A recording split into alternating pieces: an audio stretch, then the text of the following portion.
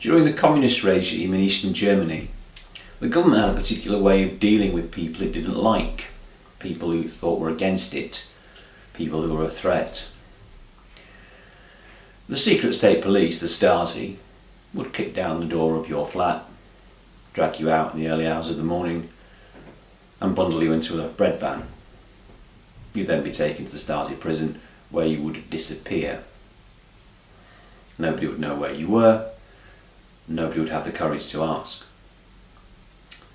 And then you would end up in a gulag somewhere. It was a very effective way of keeping down the opposition. Here in Britain, you might remember at the end of the last election, Ed Miliband stepped down as leader of the Labour Party. And the frontrunner to replace him was a man called Ciucă Rămânu. Good looking fellow, public schoolboy, chorister, successful lawyer, media savvy, and very much a centre ground Labour MP. People thought he was the British Barack Obama, and he would sort out Cameron and the Tories and bring Labour back to power.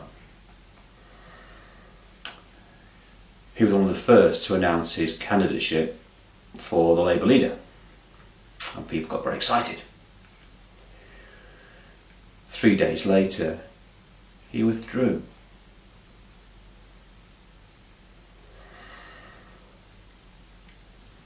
We will never know what was said by whom to whom in those 3 days.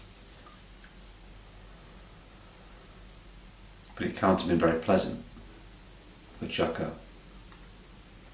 to cause him to withdraw from the leadership race. In 2015 he resigned from the shadow cabinet, and that was it. And when I mentioned to somebody, oh, I'm going to do a thing about Ciucă, they said, who's he?